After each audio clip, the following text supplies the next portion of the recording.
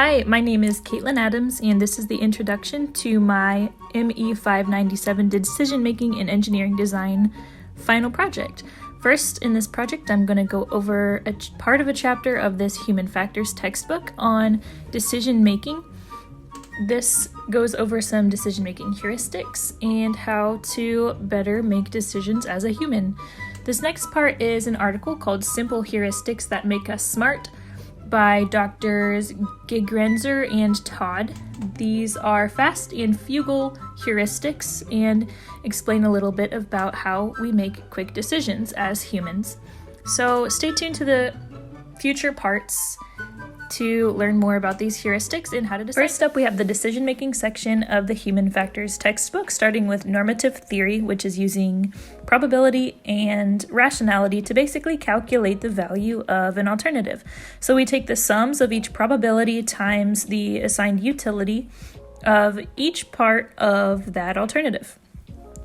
To use a gambling example, you can enter gamble A, which gives you a 10% probability of winning $10 or a 90% probability of losing $1, or you can take gamble B, which has a 90% probability of winning $1 and then a 10% chance of losing $10.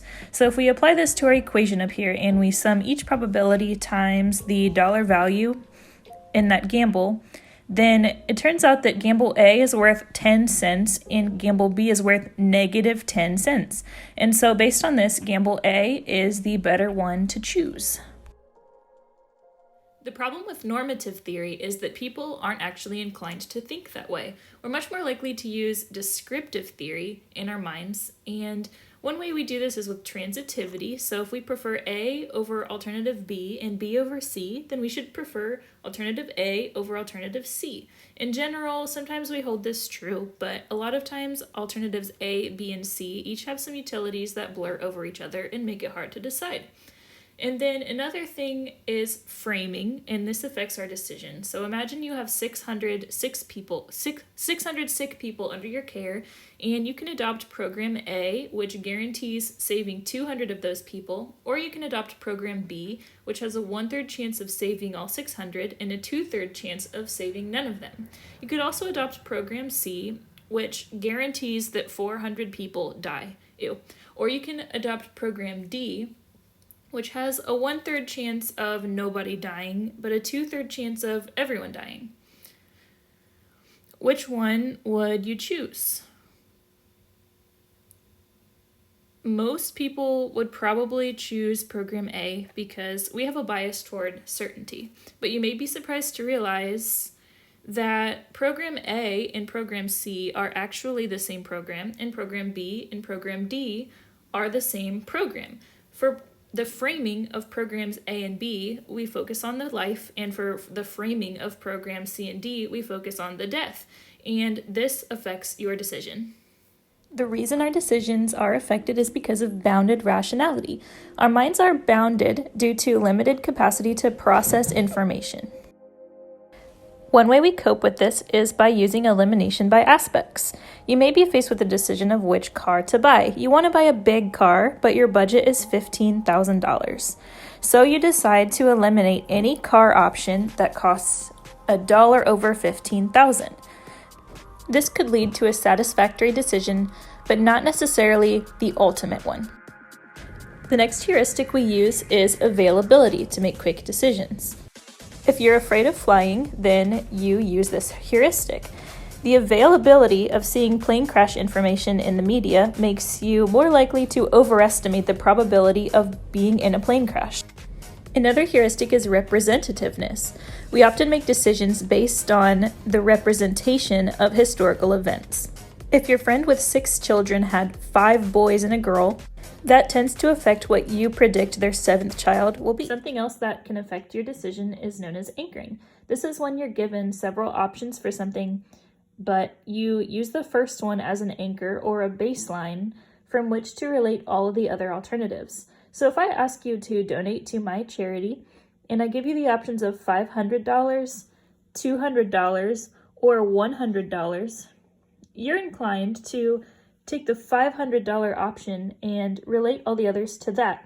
And you're actually more likely to donate more dollars than if I would have presented you first with the option to donate $100 and then $200 and then $500. So be aware of this when you have a choice of how much money to give to something. Thankfully, we have a good enough understanding of our bounded rationality to come up with ways to help improve our decisions. One way we can do this is by making sure our training is as similar to the real task environment as possible to reduce the mental load of transferring the skill to a new environment. The law of large numbers allows us to get better at predicting probabilities based on a large number of practice runs.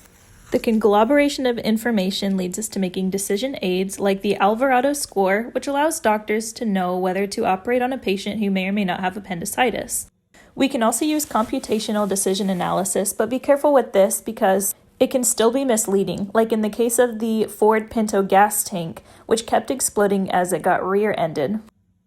We can take decision analysis and decompose each alternative into attributes to give us a better picture of the decision situation. One thing that does this is a decision support system, which takes historical information that can be organized via a control interface to help the decision maker manage so much information. That leads us into the recommendation system, which takes that information a step further to actually recommend an alternative based on a certain desired outcome. Applying what we learned from this textbook section to ME 597 in real life, we first go back to the normative theory.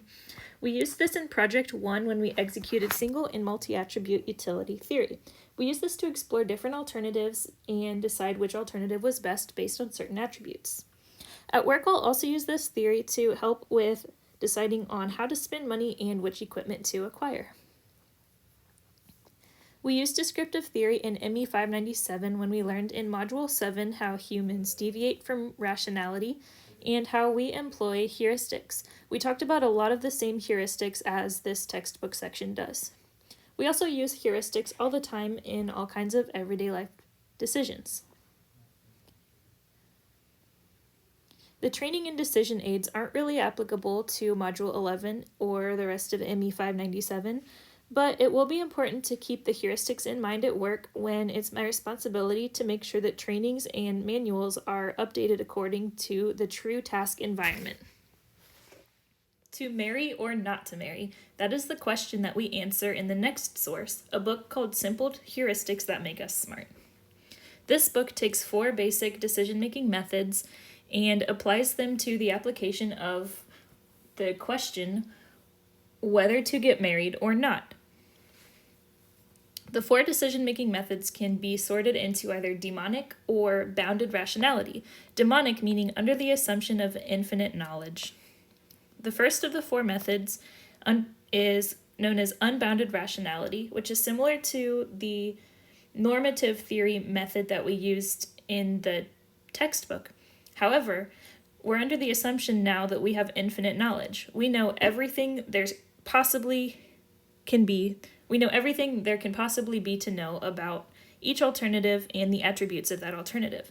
So we know every probability, and we've assigned a utility to every attribute for every alternative, and we compute an expected utility for each alternative to determine which one has the highest utility. So to apply this to the decision of whether to get married or not, we would consider how pretty is the engagement ring. We would consider the cost to have a wedding, but we would consider so many more things too. Whether to have children, the time commitment of children and of being married, the effects on your career, the physical health and longevity. There's so many things we would have to consider, basically infinite attributes of whether to be married or whether to not be married. That leads us to the second demonic decision-making method, optimization under constraints, which considers not only each attribute, utility of each attribute, and the probability, but also the cost of attaining more information. We stop gathering information when the cost outweighs the benefit. The last 2 decision-making methods fall under the category of bounded rationality. This means we're no longer assuming infinite knowledge about the alternatives and their attributes. The first method under bounded rationality is satisficing. This means you define a need and then you go with the first alternative that you come across that meets that need. So to apply to the decision of who you marry, once you've decided to marry, you decide to marry the first person who satisfies your idea of who you want to marry, but then you ignore all of the other possible alternatives that may also meet those needs. Satisficing isn't considered a heuristic all the time because it can be quite complex to define the need in the first place, and then it can be complex still to figure out how to define what meets that need. How do we measure the attributes?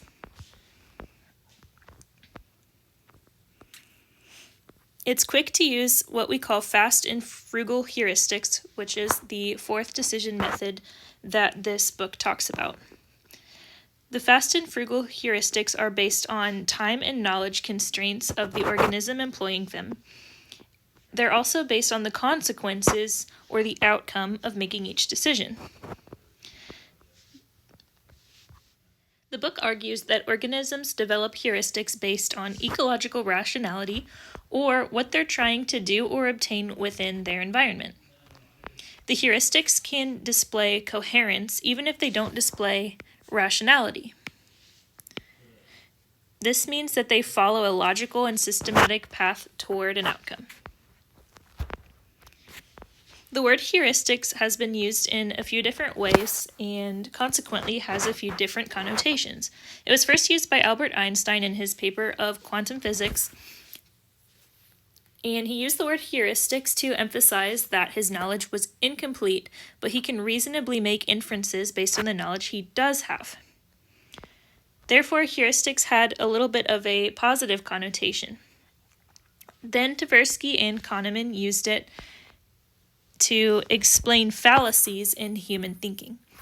So when we are reading about heuristics as described by them, then we have more of a negative connotation.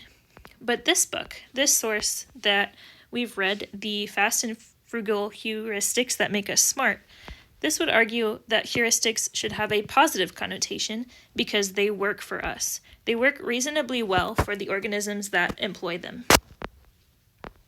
Let's take what we learned from simple heuristics that make us smart and apply them to ME 597 and real life. The demonic methods were used in Project 1 when we executed single and multi-attribute utility theory. And the demonic methods will also be used at work when I am faced with financial decisions and decisions on acquiring equipment.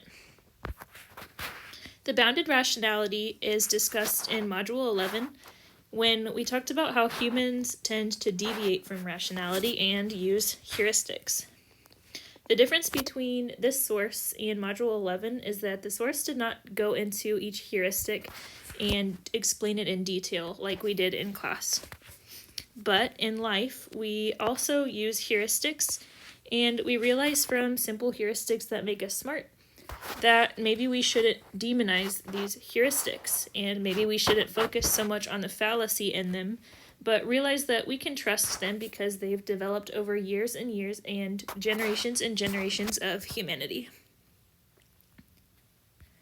To conclude this project, there was a lot to learn, a lot to read, and a lot to apply into real life. And I'm excited to take this knowledge into my everyday decisions and decisions at work.